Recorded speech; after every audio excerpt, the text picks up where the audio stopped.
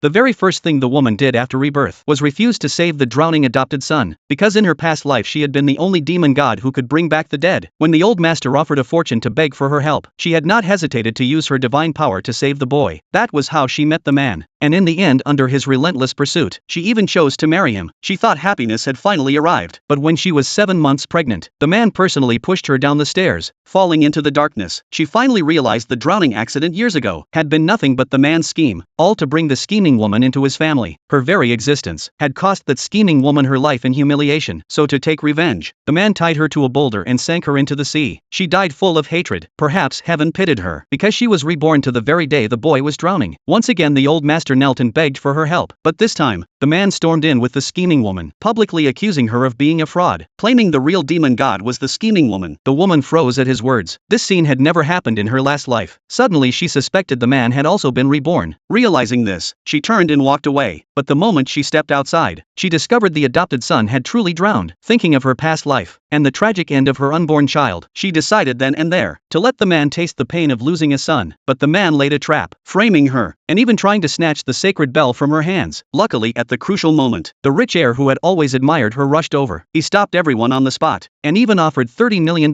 begging her to save his drowning niece instead. The woman agreed without hesitation, knowing this was also her chance to prove herself. She then proposed a wager with the man, to see who could save the child first, and the child had to be alive. She put up her entire fortune. The man sneered in his heart, because the one in the water was just a dummy. He was certain she would lose, so he bet 10% of his shares. The rich heir immediately matched that. To support the woman, everyone moved to the reservoir. The woman lit candles, then cast a silk line into the water with a bamboo pole. But there was no movement at all. The atmosphere grew tense, so she leapt into the icy depths herself, and to her shock, she found her body eerily upright and suspended in the water. A legendary omen of great misfortune. Yet for the sake of the heir's trust, she clenched her teeth and acted anyway. She bound the malicious energy with 3 loops of red thread, then rang the bell to revive the niece. The girl revived, but instantly revealed murderous intent, lunging straight at her. On shore, the man saw the woman had not resurfaced, and declared she would never return. He ordered them to bring his adopted son, to let the scheming woman prove she was the real demon god. But at that very moment, the woman miraculously rose from the water carrying the niece, though the child still wasn't breathing. The man sneered, thinking victory was his, and loudly declared, whoever revived the child first, the loser must admit to being a fraud. The woman agreed immediately. The man then began reviving the adopted son, but there was no response. Finally a faint breath appeared, and he was overjoyed, until the woman told him to look more carefully. The next second, the man's smile froze instantly.